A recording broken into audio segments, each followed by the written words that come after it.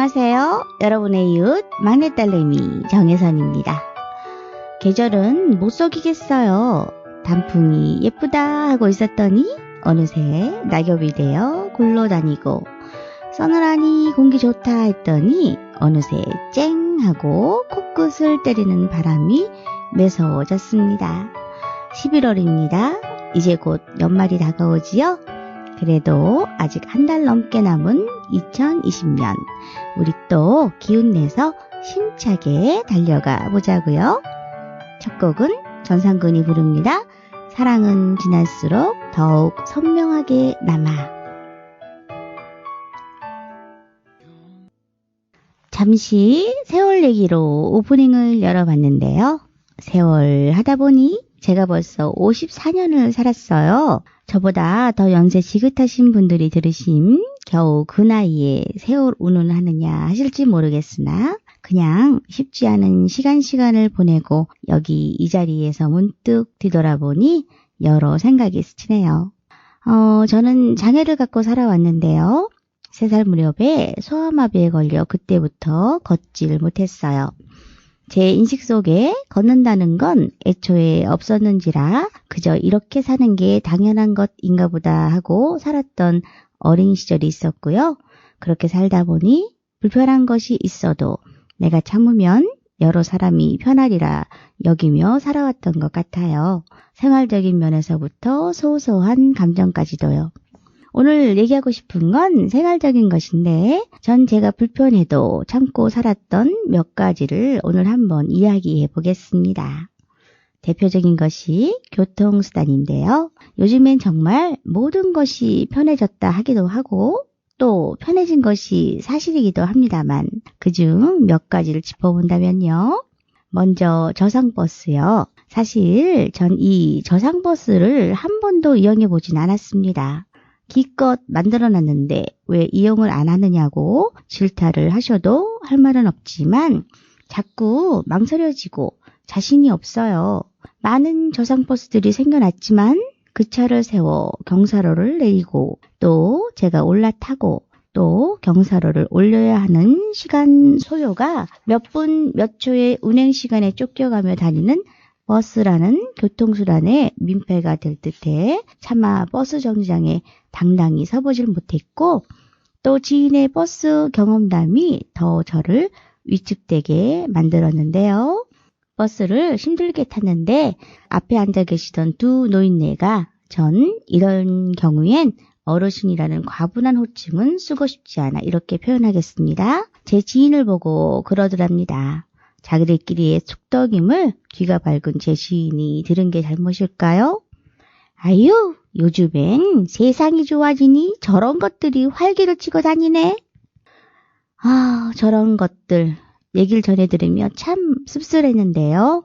아직도 장애인에 대한 표현을 저런 것들이라고 쓰고 있는 무지몽매한 노인들이 있다는 것이 마음 아팠어요. 얘기 속엔 자기들 바쁜데 시간을 뺏는다라는 불만을 표현한 것이다 하더라고요. 그러나 어쩌겠어요. 저희도 일이 있고 차편이 여의치 않을 땐 대중교통이라는 대중이 쓰는 교통수단을 이용해야 하는 것을요. 그러나 아직도 그 대중 속에 장애인은 포함되지 않은 듯한 현실이 가슴 아프네요. 또 지하철이 있습니다. 지금은 곳곳마다 엘리베이터가 설치되어 있어 정말 이용하기 편리해졌는데요. 불과 10년 전만 해도 엘리베이터가 있는 지하철역은 드물었고 리프트가 한쪽에 걸쳐져 있었지요. 전 그 리프트를 많이 타고 지하철 승차장으로 올라갔었는데요. 솔직히 리프트를 타고 오르내릴 땐 어디 쥐구멍이라도 없나 찾고 싶었었어요. 리프트가 운행되고 있다는 표시로 음악 소리가 엄청 크게 울려 퍼졌었거든요. 빠라바라바바밤 빠바바밤 하면서요. 사람들이 다들 쳐다보고 신기했었지요. 정말 신기한 게 사실입니다. 작은 리프트가 올라가고 그 위에 휠체어를 탄 사람이 있으니 처음 보는 혹은 가끔 보는 모습에 다들 쳐다보게 되지요. 어쨌든 그 리프트는 가끔은 고장이 나 있기도 했고 가끔은 열쇠가 없는 곳도 있었어요. 지하철은 이렇게 많은 이야깃거리를 제게 만들어 주었었지요. 또 마지막으로 택시가 있습니다. 다들 아시다시피 택시는 가스로 연료를 쓰고 있기에 트렁크에 큰 가스통이 있어요. 그러다 보니 트렁크에 휠체어를 실기란 여간 힘든 것이 아니랍니다. 서로 실었다 하더라도 트렁크 문이 안 닫히지요. 그래서 택시를 타려면 여간 곤혹스러운 것이 아닌데요. 제가 20대 때였는데요. 그때 눈에 이상이 생겨 급히 큰 병원에 가야 했었는데 택시가 서주질 않았어요. 아무리 손가락을 2개, 3개를 펴보여도 슝 앞을 스치며 지나가는 택시들이 참 야속하게 느껴졌었는데요. 어디 놀러가는 것도 아니고 눈이 갑자기 안 보여 급히 병원에 가는 건데 그리 차가 안 서주니 어찌나 애가 타던지요. 다행히 지나가던 자가연 운전자분이 태워주어 늦지 않게 수술을 받고 실명될 위기는 넘겼었는데 문제는 그 후로도 정기검진으로 병원을 갈 때마다 택시 잡기는 정말 하늘의 별 따기만큼 어려운 일이었답니다. 물론 좋은 운전자분도 계시어 본인이 끈 같은 걸 갖고 다니시며 휠체어를 트렁크에 싣고 트렁크 문을 끈으로 묶어주는 친절을 베푸시는 분도 만났었지만 그런 경우는 정말 어쩌다 한 번 오는 행운이었고 택시 타기는 늘 마음이 서늘해지는 아픔이 있었답니다. 그러던 중 너무도 감사하게도 우리나라에 장애인 콜택시가 생겼습니다. 얼마나 편하고 좋은지요? 휠체어째 들어가니 옮겨 타고 휠체어를 접고 실는 불편함도 없고 목적지까지 안전하게 데려다 주니 또한 좋고 요금도 1,300원, 택시 기본 요금의 절반도 안 되는 저렴함에 더없이 감사했지요. 이렇게 고마운 장애인 콜택시, 정말 이동에 불편함이 많은 우리 장애인들에겐 너무도 감사한 이동수단이 아닐 수 없답니다. 장애인 콜택시의 고마움을 다시 한번 느꼈었던 얼마 전의 일인데요. 언니가 갑자기 수술을 하게 되어 부천의 대학병원에 입원을 하게 되었는데요. 한창 코로나로 심란할 때라 문병은 오지 마라 했지만 어디 마음이 그런가요? 가서 수술 전에 얼굴이라도 본다고 부랴부랴 장콜 타고 갔는데 세상에 코로나가 얼굴도 못 보게 하더라고요. 간신히 언니가 1층으로 내려와서 얼굴만 보고 다시 집으로 오려고 장애인 콜택시를 불렀는데 저의 어리석음이었지요. 전 인천차를 부르면 되는 줄 알았지 뭐예요. 부천이라 부천 장애인 콜택시를 불러야 했는데 말이죠. 부천이나 인천이나 같은 곳인 줄 알았던 저의 무지가 빚어낸 결과였어요. 세상에나. 전 인천 장애인 콜택시만 등록해 놨었거든요. 부천 장애인 콜택시를 타려면 부천 장애인 콜택시에 등록을 해야 되는 건데 결국 전 일반 택시를 이용할 수밖에 없었는데 다행히 병원 앞이라 택시가 많았고 친절한 기사님을 만나 무사히 일반 택시를 타긴 했는데 아이고 조금 가다 미터기가 움직이는데요. 미터기가 올라갈 때마다 제 심장도 철렁철렁 내려앉더군요. 25,000원 돈을 택시 요금으로 결제하는데 어찌나 손이 떨리던지요. 늘 많아봐야 장거리 5,000원으로 이용할 수 있는 장애인 콜택시가 너무도 감사하게 느껴졌던 순간이었어요. 여기서 또 느낀 것 하나. 이 장애인 콜택시만큼은 지역으로 나누지 말고 통합하여 전국 어디든 갈 수 있는 시스템이 도입되면 좋겠다는 생각이 들었어요. 전국이 힘들다면 경기도권이면 경기도권 지역으로 묶어 경상도권, 전라도권, 부디 이런 식으로 경기도권이면 그곳에서만큼은 경기도 어디든 갈 수 있는 진정한 장애인의 발이 되어준다면 얼마나 좋을까요? 두 번째 곡 듣습니다. 윤건의 하루에도 12번. 저는 바다를 참 좋아합니다.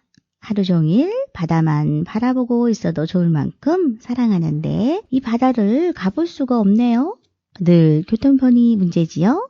가까운 서해를 간다 해도 장애인 콜택시를 지역이 달라 몇 번씩 갈아타야 하고 기다리는 시간으로 한나절은 길거리에서 버릴 테고 또 힘들게 간다 해도 바다 하면 모래사장이잖아요. 그 모래길을 혼자 갈 엄두도 안 나는 것이 사실입니다. 조금만 신경을 써준다면 모래사장 한켠에 시멘트로 휠체어 한 대, 유모차 한 대만 다닐 수 있는 평평한 길 하나만 만들어준다면 정말 좋을 텐데 하는 생각을 하게 됩니다. 재작년에 좋은 이들과 우랑리를 갔다가 일행들을 엄청 고생을 시킨 일이 있었는데요.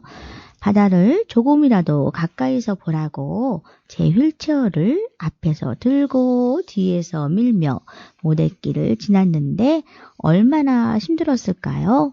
전 덕분에 바다 구경 실컷 했지만 소중한 이들을 몸살나게 만들어버리고 말았지요. 그때 느꼈던 건데요. 환경이 불편해도 많은 사람 중 나 하나 참으면 되겠지 했던 나의 잘못된 생각으로 내 소중한 이들을 힘들게 했구나.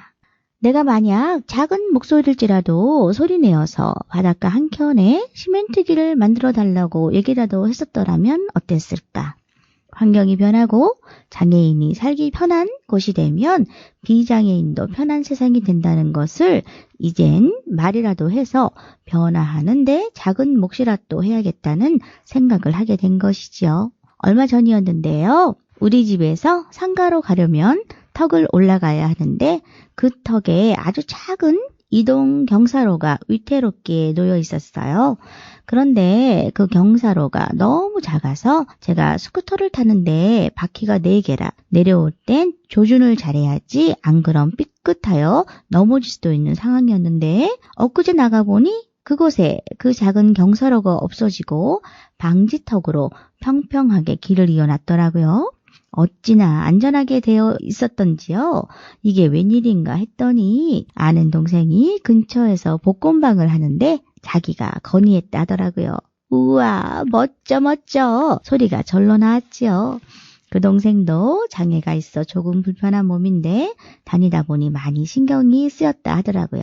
그래서 건의하니 바로 고쳐주었다고. 이런 작은 실천이 살기 좋은 환경을 만드는 것이라 다시 한번 느끼며 모두가 편한 환경이 만들어진다면 굳이 장애인, 비장애인 구분짓는 언어 표현 없이 그저 사람 아무개로 살 수 있는 것이 아닐까 생각해보며 오늘 여러분의 이웃 막내딸내민 이만 물러갈까 합니다. 끝곡 스탠딩 에그의 사랑하는 너에게 들려드립니다. 지금까지 기술의 이정필, 진행의 정혜선이었습니다. 사랑합니다 여러분. 행복하세요.